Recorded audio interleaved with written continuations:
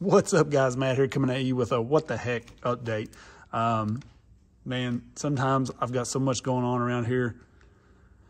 I'm just like, what the heck? I can't focus. My mind can't do this build. I can't, and then I want to start on something else. And then I got this project I want to do in that. So I was just going to kind of show you guys what's going on here right now. I've been working on kind of doing a tire video with these larger 1.0s. I have these new Trench Kings here. I ran those for like a minute yesterday. Ran into some issues with my pinion wanting to come loose on this thing. So that's a whole nother what the heck. And then just tons of stuff going on around here. I've got a mystery machine build that I am starting on. I just wanted to build the CR18P mystery machine. Not really build, I just wanted one of those mystery machines. And when I bought it, I went ahead and bought some upgrades for it. Just gonna keep it very basic, but that's sitting over there with parts for it and just stuff everywhere. So I wanted to show you guys what's going on with this, what I'm probably gonna focus on first here. So as you see, I've got some of these OGRC axles. These are like the +5 or whatever they are axles. The reason I got these is because I was wanting to run this this battery on axle mount, servo mount from Hard Park. And these are made for the Super 8 axles. I sold the one set of Super 8s I had a long time ago because I kept breaking them.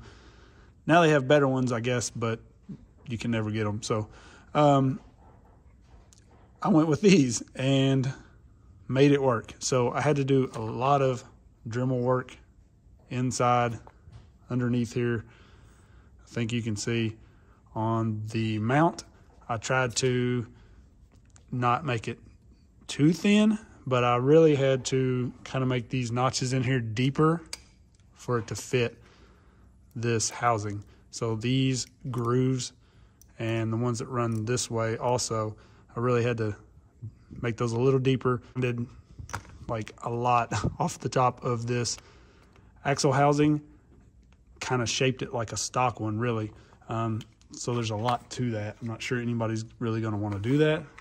I've spent a good 2 or 3 hours just figuring out how to make this work and making my own steering links here, which is something I'm gonna get to one of these days.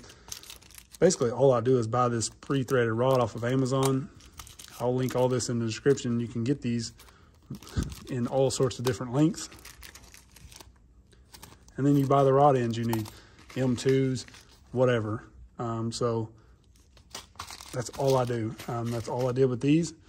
And the reason I had to kind of make these links are with this up top here. You can see I started notching that out, was gonna make it work. But with that up there, then adding the screw, it was just, I was gonna have to take too much off of that mount. So I decided to make my own links, use some very short screws. So I split the difference here and put some Loctite or thread lock in there. So hopefully those will stay because I'm using this thread with each screw here. So I'm splitting that difference. Not a lot of threads in there, but this is M2 on this, these Hard Park knuckles. So I'm hoping they'll be fine. But anyways, a lot of work to make that work. But now, as you can see, it's got some good steering angle to it. And it's all working. So that's the main thing. So now none of this is anything I'm gonna use. I'm just using it to test this. Wanted to get it all together. I knew this was gonna be the hard part and I wanted to get that figured out. So you can see I've got these low blow knuckles, I think they call them, from Hard Park. These have the tungsten weights that will go in them eventually to give you a little added weight down there. And then the cool thing is you can bolt into that for some of their super weight hangers. Because I'm finally gonna get to building this Demeanor SS. This thing is sweet. Carbon fiber chassis, Comes with the links, everything you need there. Everything included here. Gonna be, I can't wait to build this thing. It's got the link riser, and I just really like the clean look of this thing. So excited to finally get to building that. And then since that is basically a super sporty chassis, I may cut like a small body to place on top of it. And then we're gonna run some of these 1.8 wheels. Everybody's been going nuts over these things lately. I'm not sure I really am gonna like these. I kind of like having that sidewall. You know, you're not changing anything. You're not really getting bigger tires, just less sidewall. It will be less to fold over, but for me, like, that's going to catch on the rock quite a bit, I think, versus maybe catching tread there. So, but, you know, I wanted to try them because lots of people are coming out with these now, and it's kind of like the new thing. So figured we'd give it a shot, test it out. I did get the little guide here. So basically all you do is put this guide in here, and then you can mark your tire or whatever you want to do, and you trim your tire so that it will fit on here. Now I trimmed my foam just a little bit, cut a little bit out of it, the center as well, and this is the foam that come with the pin tires. So curious to see how I like these in the end. I went with these pin tires because I had them laying around, wasn't using them, and I didn't really want to run a good set of tires if I decided I didn't like this setup. Nothing wrong with the wheels. They're very nice looking, and I think they'll look cool. I just don't know. But the main advantage to that is, like I mentioned earlier, and I have them on the way, but they have weight hangers that attach to this as well that give you a whole nother sled load of weights down here, and they will fit there because look how much clearance you have in these wheels. We'll see. It's all test and tune. So just kind of want to show you guys what's going on around here. Lots of stuff coming up. Yeah, I don't know. You guys let me know what you think about it. I also have some stuff for the TRX4M. I'm going to be installing on this. The overdrive gears for the front.